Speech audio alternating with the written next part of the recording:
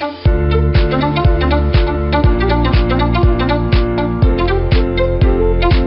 Dear students, आज की इस वीडियो में हम बात करने वाले हैं विषय राजनीति विज्ञान कक्षा 12वीं असाइनमेंट नंबर 3 माह अक्टूबर का, जहां पर आप लोगों को प्रश्नों की संख्या 4 मिल जाएगा, जहां पर आप लोगों को शब्द सीमा के अनुसार आपको लिखना है। तो सबसे पहला प्रश्न आपको देखने को मिल जाएगा कि संयुक्त राष्ट्र संघ ने भारत की भूमिका का परीक्षण कीजिए।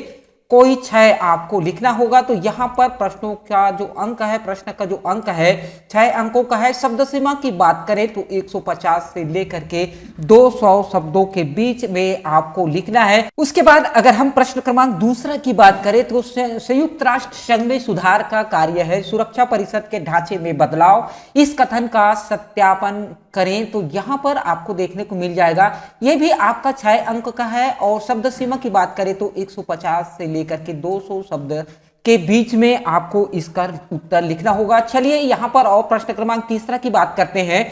चिपको आंदोलन क्या है, विस्तार से वर्णन कीजिए। तो यहाँ 4 अंकों का है। शब्द सीमा थोड़ा सा कम जरूर देखने को मिल रहा है, 75 से 100 शब्दों के बीच में आपको लिखना है। और प्रश्न क्रमांक 4 यहाँ पर आपको देखने को मिलेगा कि पाठ्य पुस्तक के पृष्ठ क्रमांक 120 में दिए गए कार्टून चित्र को ध्यानपूर्वक देखिए। क्या मानव पृथ्वी को बचाना चाहता है? क्या पृथ्वी की सुरक्षा को लेकर धनी और निर्धन देशों के नजरिए या दृष्टिकोण में अंतर है, उसको भी आपको लिखना है। देख लीजिए, आपको ये चित्र को देखना है, ध्यानपूर्वक देखना है। आपके पाठ्य पुस्तक में पेज नंबर आपको दिया गया है, 120 नंबर के पेज में ये दिया गया है। तो इस चित्र को देख करके इसके बारे में आपको वर्णन करना है। तो यहां पर आप लोग देख सकते हैं कि यहां लिखा है, अगर आप इस ग्रह को बचाना चाहते हैं तो अपने हाथ उठाएं। तो इसका पूरा वर्णन आपको करना पड़ेगा। तो किस प्रकार से इसका वर्णन हम कर सकते हैं, आज के इस वीडियो के माध्यम से इसका उत्तर आपको देखने को जरूर से मिल जाएगा। चैनल में पहली बार है तो चैनल को सब्सक्राइब करने के साथ साथ नोटिफिकेशन बेल के आइकन को दबाना ना भूले, ताकि जब भी मैं कोई नया वीडियो अपलोड करूं तो उसकी जानकारी सबसे पहले आप तक मिल जाएगा। तो चलिए शुरू करते हैं आज की इस राजनीति विज्ञान असाइनमेंट नंबर 3 माह अक्टूबर को। तो प्रश्न पहले का उत्तर लिखना है कि संयुक्त राष्ट्र संघ में भारत की भूमिका का परीक्षण कीजिए। तो भारत शुरुआत से ही संयुक्त राष्ट्र संघ की नीति और कार्यक्रमों में सक्रिय भागीदारी निभाता आ रहा है और इसका भरपूर समर्थन भी करता है। पंडित जवाहरलाल नेहरू ने कहा था कि भारत संयुक्त राष्ट्र संघ की मन की भावना के और उसके शब्दों के प्रति पूर्ण सहयोग करने व निसंदेह पालन करने हेतु प्रतिबद्ध है।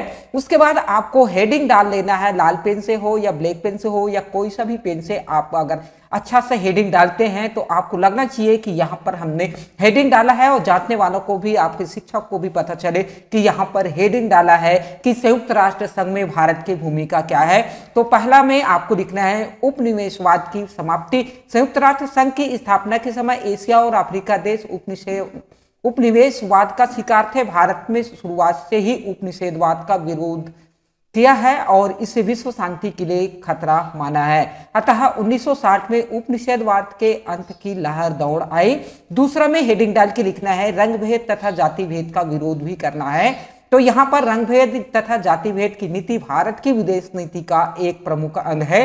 भारत ने ही सर्वप्रथम संयुक्त राष्ट्र संघ में पहली महासभा में 1946 में भेदभाव का मुद्दा रखा था। और यहाँ पर तीसरा में लिखना है कि निशस्त्रीकरण में, तो संयुक्त राष्ट्र संघ व्यवस्था के अंतर्गत तथा उससे बाहर भारत निशस्त्रीकरण, विशेषकर परमाणु शस्त्रों के निशस्त्रीकरण का प्रबल समर्थक रहा है। भारत न केवल विशेष अस्त्रों के बल्कि भारत पूरी तरह से निशस्त्रीकरण का पक्षधर है ताकि विश्व शांति बना रहे। उसके बाद आपको चौथा में लिखना है कि दुनिया के विकसित देशों का हित और विकास, हेडिंग लिख लेना है। उसके बाद लिखना है कि संयुक्त राष्ट्र में विश्व के विकासशील देश का विकास संयुक्त राष्ट्र संघ की चार्टर की प्रस्तावना के अनुसार इसका उद्देश्य सभी राष्ट्रों के विकास व प्रगति में सहयोग प्रदान करना है। 5वां नंबर पर हेडिंग डालेंगे अंतर्राष्ट्रीय व्यापार के साधन के रूप में प्रयोग करना।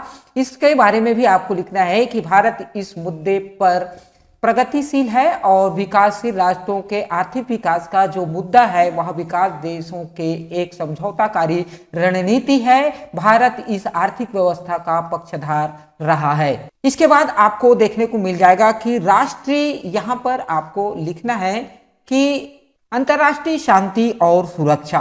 तो इसके संबंध में भी आपको लिखना है, भारत शुरू से ही अंतर्राष्ट्रीय शांति और सुरक्षा का पक्षधर रहा है। कोरियाई युद्ध, वियतनाम युद्ध भारत की अग्रणी कूटनीति रही है और भारत ने संयुक्त राष्ट्र संघ की शांति सेनाओं में बढ़ चढ़कर हिस्सा लिया है। इस तरह से प्रश्न क्रमांक पहला हो जाता है। अगर वीडियो अच्छा लग रहा है तो वीडियो को लाइक जरूर से कर लीजिए। उसके बाद यहाँ पर प्रश्न क्रमांक दूसरा आपको देखने को मिल जाएगा कि संयुक्त राष्ट्र संघ में सुधार का कार्य है, सुरक्षा परिषद में ढांचे में बदलाव, इस कथन का सत्यापन करें। तो इसका सत्यापन हम किस प्रकार से कर सकते हैं, यहां पर आप लोग देख सकते हैं।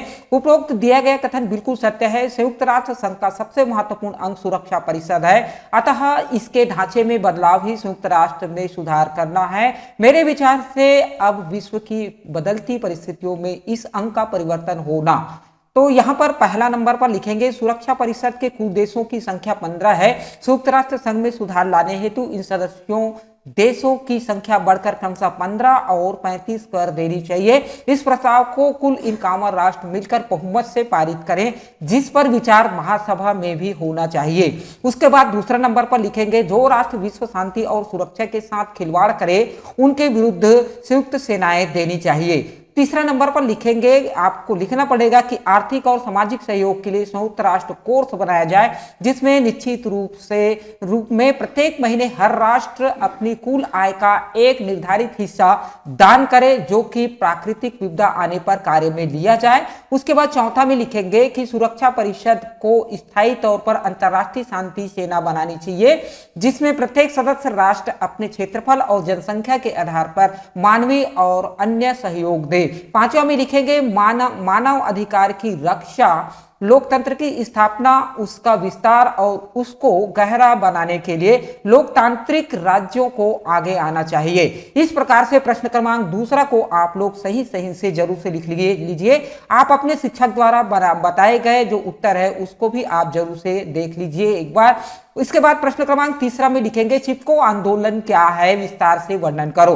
तो चिपको आंदोलन के संबंध में आपको हेडिंग डालना है और इसके बारे में लिखना है कि चिपको आंदोलन एक पर्यावरण रक्षा का आंदोलन था। यह भारत के उत्तराखंड राज्य में किसानों ने वृक्षों की कटाई का विरोध करने के लिए किया था। राज्य के वन विभाग के ठेकेदार द्वारा वनों की कटाई का विरोध कर रहे थे और उन पर अपना परंपरागत हक जता रहे थे। इस प्रकार से इसका हेडिंग आपको लिख लेना है, ब्लैक पेन से हो या रेड पेन से हो, आप जैसा भी आप सजा के लिखना चाहते हैं उसको जरूर से सजा के लिख लीजिए। तो चिपको आंदोलन की शुरुआत यहाँ पर से लिखना है। यह आंदोलन तात्कालिक उत्तर प्रदेश के चमोली जिले के सन 1973 में प्रारंभ हुआ। एक दशक के अंदर यह पूरे उत्तराखंड क्षेत्र में फैल गया था। चिपको आंदोलन की एक मुख्य बात थी कि इसमें स्त्रियों ने भारी संख्या में भाग लिया था।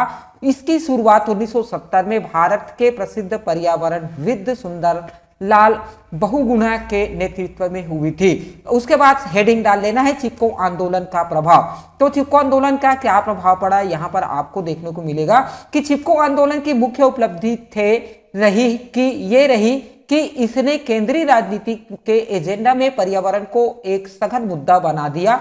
भारत में 1980 का वन संरक्षण अधिनियम और यहां तक कि केंद्र सरकार में पर्यावरण मंत्रालय का गठन भी चिपको की वजह से ही संभव हो पाया है।